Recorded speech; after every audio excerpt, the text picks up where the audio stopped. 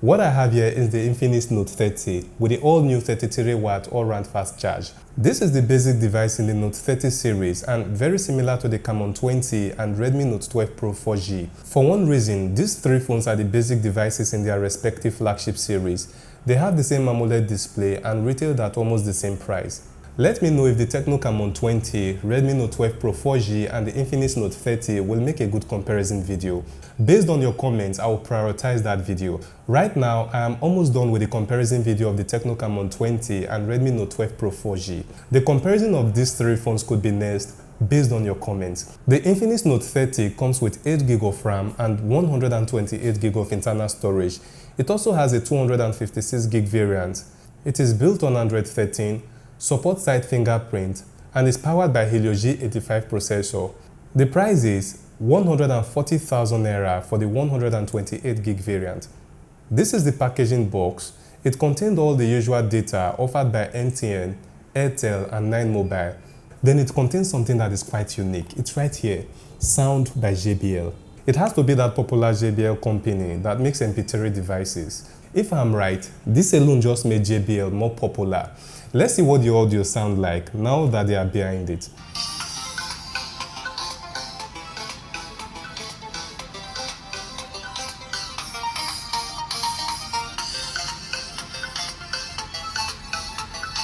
Sounds very okay, but still the normal audio.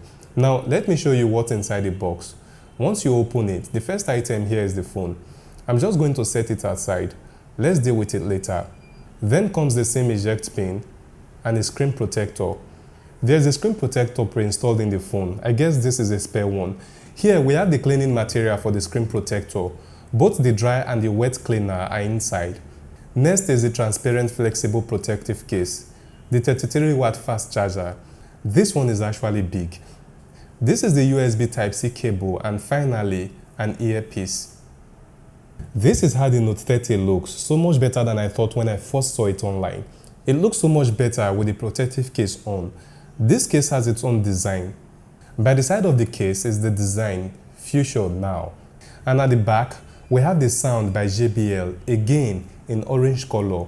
This alone adds to the beauty of the back of the phone. Talking about the overall design, it has a matte finish at the back and doesn't attract fingerprints or dirt easily. But the mirror-like camera section does attract fingerprints. There are three camera sections at the back. The primary camera has a 64-megapixel sensor. The second one is a 2-megapixel depth camera. And the last one, which does not look like a camera, is a QVGA sensor. Then it also has a quad flashlight here, which really gets so bright, especially when taking pictures in the dark. The left side comes with a SIM tray that can hold 2 nano SIM cards and an SD card at the same time. One thing I appreciate about this SIM house is that it is hard to notice the SIM tray cut out here. I already know that this is the position Infinix usually keep their SIM tray, but the first time I checked, I was like, ouch, where is it? I had to look more closely. I think it is so good because it doesn't disturb or interfere with the design of the side that much. At the top, there's a secondary speaker here. Close to it is the Sound by JBL again. So it looks like at every turn there's a reminder that JBL has achieved something unusual. It's alright, I just hope it doesn't interfere with the main functionality of the phone. I mean, you're operating on the phone and boom, Sound by JBL just appeared out of nowhere. That would be frustrating. The right side comes with the volume control button and power key that also houses a fingerprint scanner. At the bottom, you will find the audio jack, microphone, Type-C charging port, and the main speaker. I feel the design of the phone is perfect and can readily compete with the design of other devices in this price range. The front and back panels do not have their own curves, but the frame does have 9 curves at all 4 corners. Let's move on and see what the cameras have in store for us. Before then, if you are yet to subscribe to my channel, you know you are not being fair. I put in a lot of work to provide important reviews that can help you choose wisely whenever you want to purchase a new device. I put in my best as far as my resources can allow, and after watching my videos, you don't subscribe, you don't click the like button. That really hurts me a lot. So subscribe to this channel and click that like button as well. The back camera takes really good and clear pictures with sufficient details. I took lots of pictures under different lighting conditions and they all look great. You get more detailed pictures when you activate the 64-megapixel sensor. This is what night mode pictures look like. First off, these are dark scenes with no flashlight. It is hard to tell what is in these pictures. Then I switched to night mode. Pictures are now brighter, clearer, and more usable. With the flashlight turned on, you get full detailed and powerful pictures that look so much closer to a daytime picture. It has a beauty mode inside with a handful of customizations such as smooth skin and big eyes, very minor but useful effects. Then the portrait mode. It lacks support for manual focus, so you don't get to decide how much blur to introduce in your background. But fortunately, every camera has the Pro mode. From the Pro mode, you can adjust the background blur before taking pictures. I don't have a single problem with the camera when it comes to taking pictures, but as far as video recording is concerned, this is definitely not an ideal camera for a phone like this. How can just one camera have two major issues with video quality? The first one is the inability of the phone to adjust to light change. You can see how this video sometimes sharply gets darker or brighter. What is expected is a gradual blending from dark to bright and from bright to dark. Most phone cameras can actually handle light change without you noticing that the video is getting brighter or darker. Then the second problem is from autofocus during video recording. Don't get me wrong, autofocus is great for videos. While recording a video, for example, the camera is focused on something so far away. Then a person walks across the scene, closer to the camera, and immediately the camera stops focusing on the far object so it can focus on the person just in front. It's a very good concept. But where Infinix got this wrong is the fact that the camera loses focus even when there is not much change in the scene. You can see how much it keeps blurring the main object unnecessarily in the video. Fortunately, there is a fix for this problem. If you want to focus on an object during video recording, you have to touch the object on the screen for 2 seconds to lock focus on the object. If you want to focus on something else, then you have to touch that object in the screen for 2 seconds to lock focus as well. I think this camera is a mess when it comes to video recording because not everyone knows how to play around with their camera and make necessary changes. Some people buy phones and out of the box they assume that the camera is ready to go.